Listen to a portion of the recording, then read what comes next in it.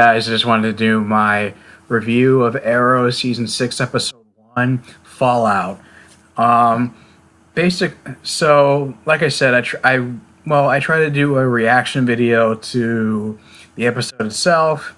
It wasn't very successful. I don't know why, but it had the same issue with this show they did with Legend of Tomorrow.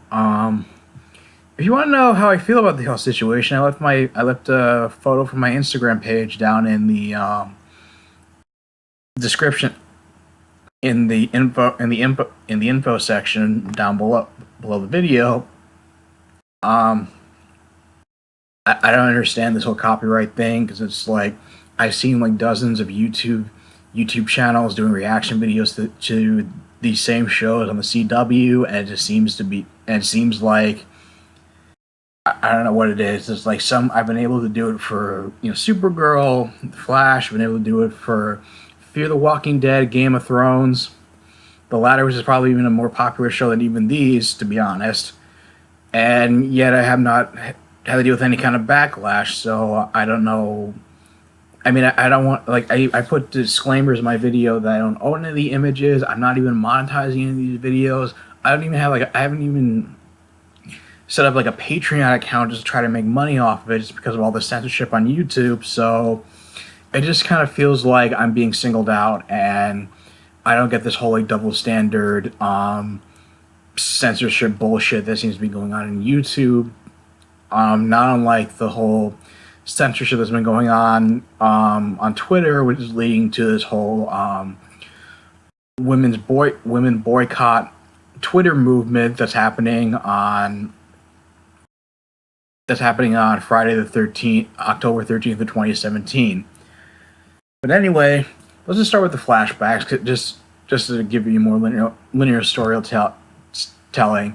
Oliver and William took the boat back to Lian-Yu. It's nightfall, and the whole island's still kind of in flames, or at least it's like in ruins at this point.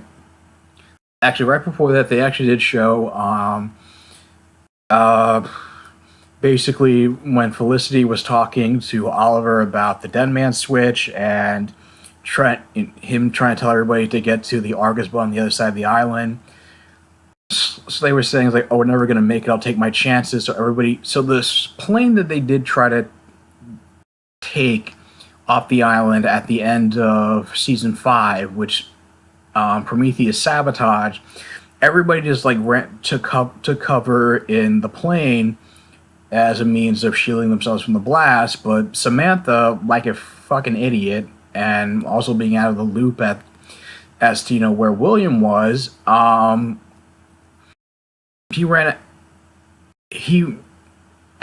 basically just didn't go with them. She was like running out she's like ran from the post that everybody was at, and then Thea went after her to go grab her, and then and it started off with Diggle and Felicity being the last of the group to run to the plane as the explosion started going off, with it seems like Diggle almost like getting hit by the explosion, or being hit with like, I guess like having a scar, or maybe like. But basically, it results in him in present day, which is like 5 months after the finale, in which he's helping to chase down Black Siren and a group of mercenaries, including a man named Alex Faust, whose last name is the same as Felix Faust, who is a Wonder Woman villain. I'm not sure if that was supposed to be an Easter egg or not, or just a coincidence. But he basically has post-traumatic stress disorder, in which whenever he's in combat with the mercenaries, he can't bring himself to fire his gun, and his hand is shaking and whatnot. Even to the point where Dinah Drake keeps calling him out on it. And by the way, I never hated Dinah Drake. I feel like she was likable enough, but I always felt she was like the product of lazy writing and character shilling last season. And even when I went into her backstory, like the middle of season 5, as like as the season progressed, she became like, I felt like she became more one note and more marginalized. Was getting less scenes and fewer lines of dialogue. So it just kind of felt like she was just there. But I don't know. I felt like this is probably the most likable I've seen Dinah Drake, the new Black Canary, since her debut. Just because of the fact that she, like, the actress seems to be. I don't know if this is like a deliberate acting choice or not, but or maybe it was just a simply the fact that Juliana Harkavy was just became a lot more confident in the role because she did bring a lot more confidence and sass to this role, and then in season five. Um, there's also the fact that I guess anybody who's still kind of pissed about her replacing Earth One Laurel, that she did struggle a lot struggle in her fight against Black Siren, who I guess was responsible for like setting off bombs in the police station and killing several officers because basically this Alex Faust character was supposed to launch a missile that was supposed to destroy Star City for rant because the mayor wouldn't pay the ransom, but the Curtis was able to blow up the missile with his T spears, and he was arrested. But apparently, he had some kind of like C4 C4 kind of explosive or something like that, or something that where he dropped it into like some carbonate. He dropped it into a can of soda, and then it set off an explosion. And Black Siren and a bunch of armed hired guns were able to break him out, and basically it made it look like, and everybody thought that she was targeting Quentin Lance because you also found out in the flashbacks after the explosion, Dinah and Quentin went to go look for any other survivors, including particularly like Talia al Ghul and Black Siren. Black Siren did survive the explosion and during a fight with Dinah, she put her knife to Dinah's throat, and Quentin was forced to shoot Black Siren to save her life, and they just came up with some lie and just as a way to ease his guilt that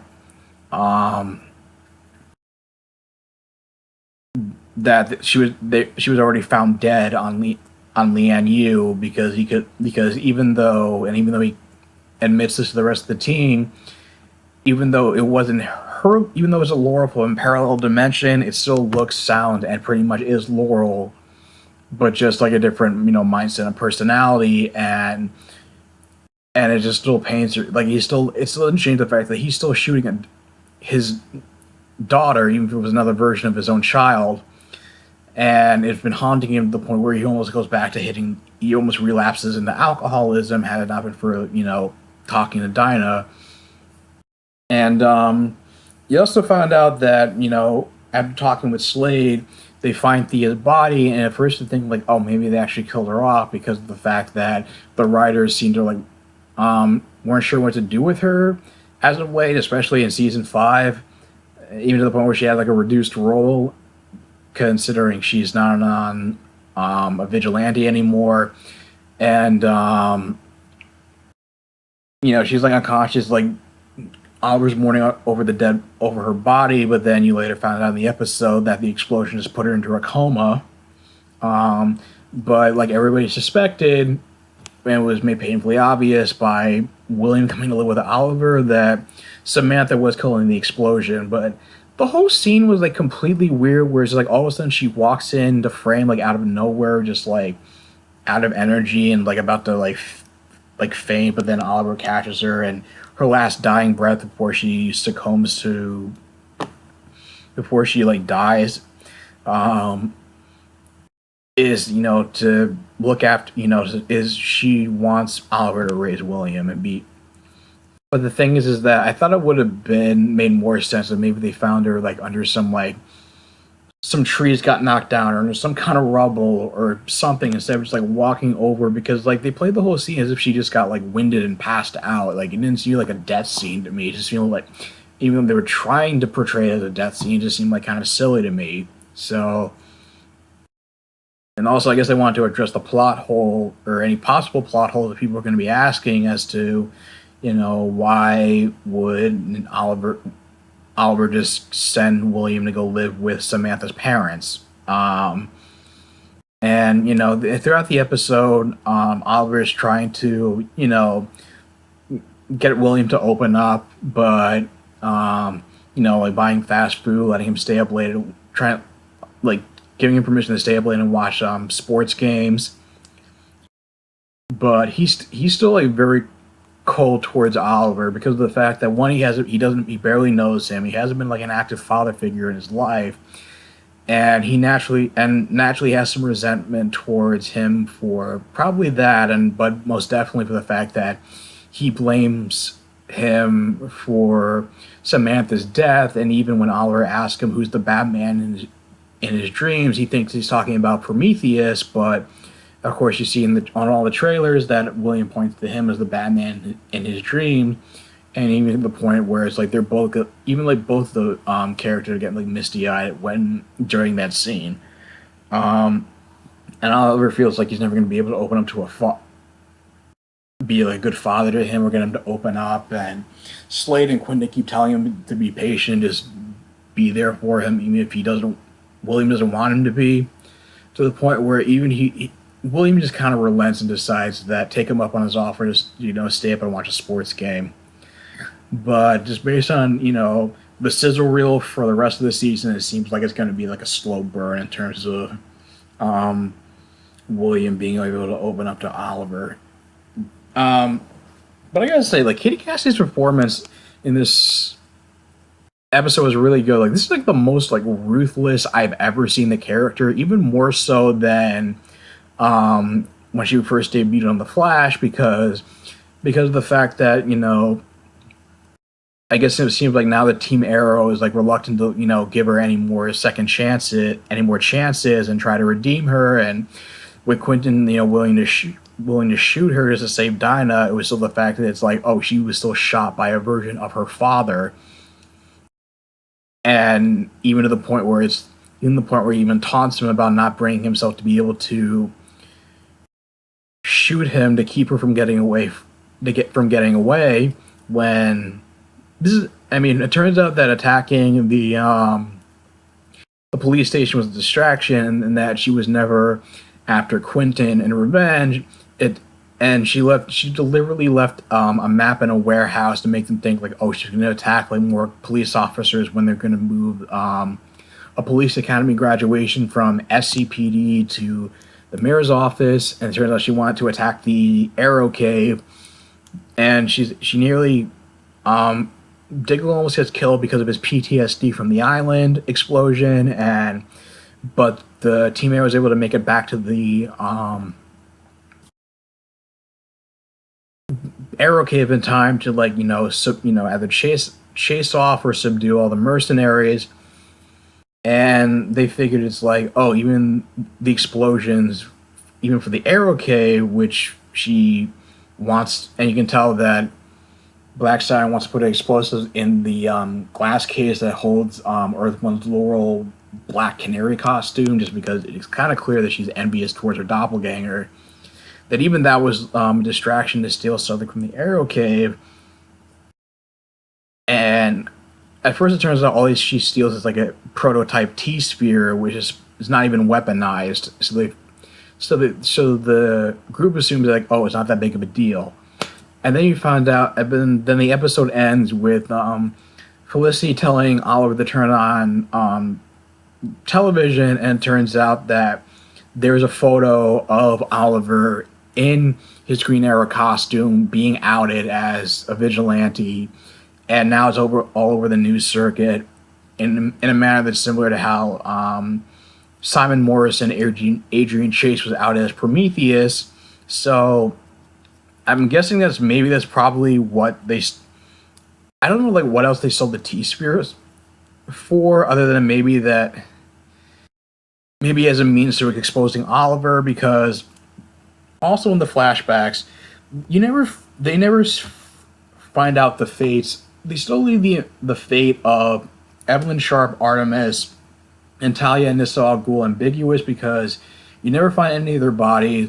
You know that Nyssa went onto the plane with everybody else, but then she went to go look for Evelyn, but you never find out what happened to her, if she found the body, if she got off the island with everybody else. So So basically, the only person you know for sure died was Samantha. Everybody else either got off in one piece or their fates were left ambiguous. So still kind of a weird cliffhanger with. It's still looking like a weird cliffhanger with a weird payoff, considering like so many cast members were announced as regulars for next season. So it was nice to see Slade didn't have like a huge role in it. I think he's gonna have a much bigger role in episodes 5 and 6, which is gonna be more focused more on his storyline and his storyline with his son. And Wild Dog even got a new costume. It's not like the costume where he's wearing like a goalie hockey mask and a jersey. It's kind of more like colored like body armor and like a legit armored mask. It's kind of similar. It has like I wouldn't say it's like it looks similar to Deathstroke's, but it has like similar like fabrics is what I noticed, and it made out of similar material at the very least. But it was, they shoot all these scenes at night, so it's kind of hard to tell like, what colors it has and all this crap. But otherwise, it was a pretty decent like opener. It was, I enjoyed it. I had a good time watching it. It didn't quite blow me away as much as I would have thought. It felt like pretty standard for season premiere that's coming off of season finale cliffhanger, but I don't have much really to complain about other than it didn't quite pack as much of a punch as say like the Flash or Legends premiere. It was certainly better than the Supergirl premiere, which is probably one of the most forgettable episodes I've ever seen of that show. But anyway, so from best to worst, I would say Legends, Flash, Arrow, and Supergirl as far as season premieres this week for the CW Arrowverse shows. But anyway, guys, how do you feel about the episode? How do you feel about all the season premieres this week? What do you think? Do you think the person who came for Black Siren and brought her off the island is Richard Dragon or Caden James? Do you think exposing Oliver is part of a bigger plan? Leave your thoughts in the comments down below. If you like this video, like, share, and subscribe, and I will talk to you guys soon. Take care.